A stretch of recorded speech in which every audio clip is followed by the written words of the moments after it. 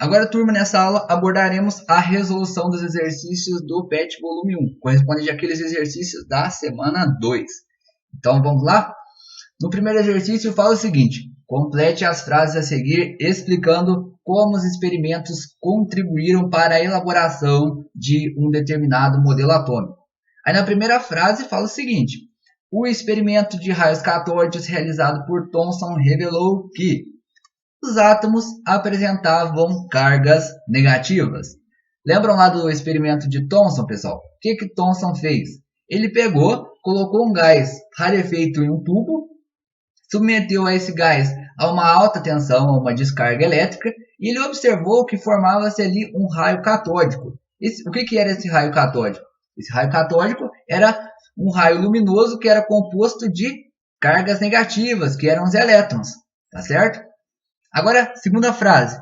Rutherford e seus colaboradores bombardearam com partículas alfa uma fina folha de ouro, a fim de determinar o desvio que tal partícula teria ao colidir com os átomos de ouro. Para sua surpresa grande parte das partículas alfa atravessavam a folha de ouro. Então, a partir disso, turma, o que Rutherford ele concluiu? Ele concluiu que o núcleo do átomo era denso, muito pequeno e também positivo.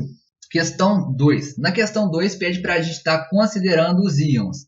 Aí apresentou esse íon e esse outro íon aqui, certo? Aí fala, é correto afirmar que. Então, turma, antes ainda de olhar as alternativas, vamos identificar se esse íon ele é um cátion ou é um ânion. O que é um cátion? Um cátion, pessoal, é o íon que apresenta carga positiva.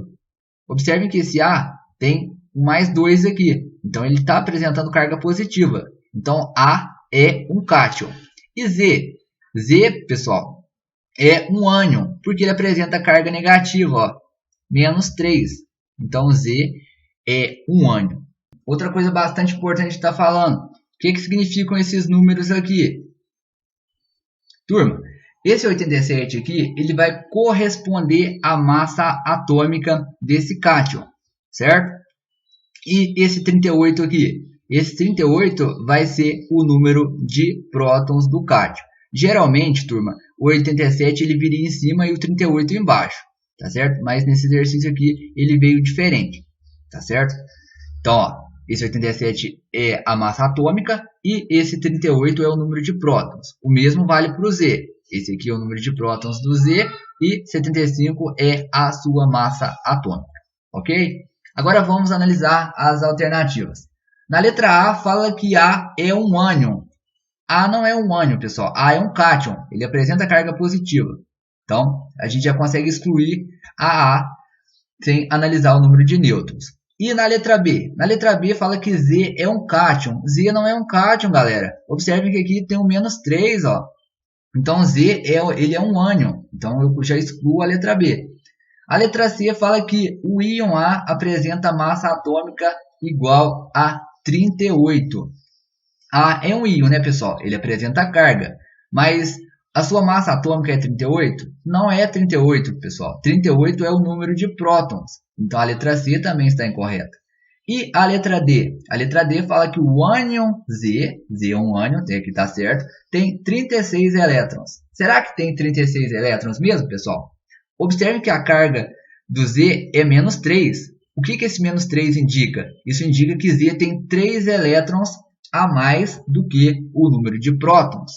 Observe que o número de prótons de Z é 33.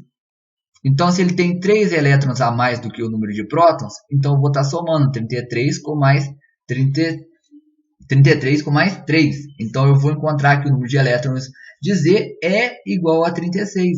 Então, a letra D ela está correta, ok? E a letra E, vamos ver se a letra E pode estar certa, pessoal? A letra E fala que o cátion A tem 40 prótons. A não tem 40 prótons, pessoal. A tem 38 prótons. Então, a única alternativa correta da questão 2 só pode ser mesmo a letra D. Questão 3. Na questão 3 fala que o efeito da luminescência é observado em interruptores de luz, brinquedos, pulseiras, entre outros. O que ocorre é um processo de excitação eletrônica, ou seja, salto de elétrons. seguido da emissão de luz na faixa do espectro visível. Dentre as alternativas a seguir, qual modelo atômico é capaz de explicar tal fenômeno? Quem que fala sobre excitação eletrônica, pessoal? Fala sobre que o elétron ele pode saltar de uma camada mais interna para uma camada mais externa e quando retorna ele libera energia. É Bohr, né, pessoal? Então, a alternativa correta da questão 3 é a letra B. Questão 4.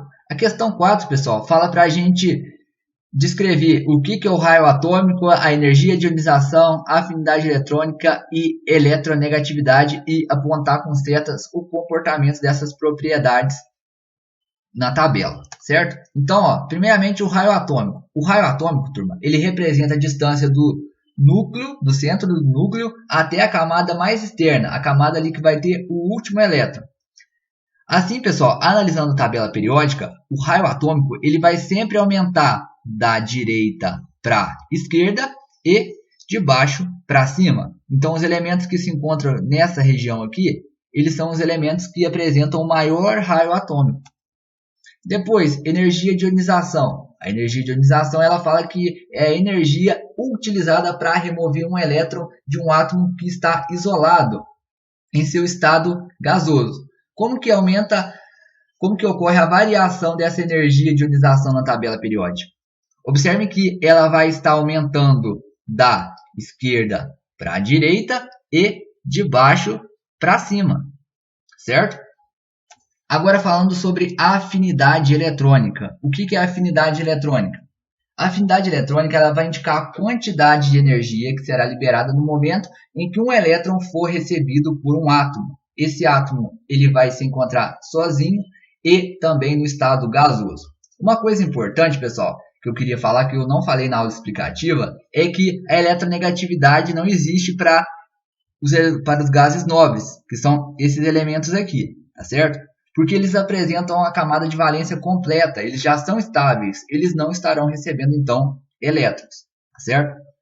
Então, turma, a afinidade eletrônica ela vai estar aumentando da esquerda para a direita e de baixo para cima. Então, esses elementos aqui, ó, serão os elementos que possuem a maior afinidade eletrônica. E a eletronegatividade? A eletronegatividade, pessoal, ela indica a quantidade, na verdade, a tendência do átomo a atrair os elétrons, tá certo? Então, lembram que eu falei para vocês que a gente não considera os gases nobres?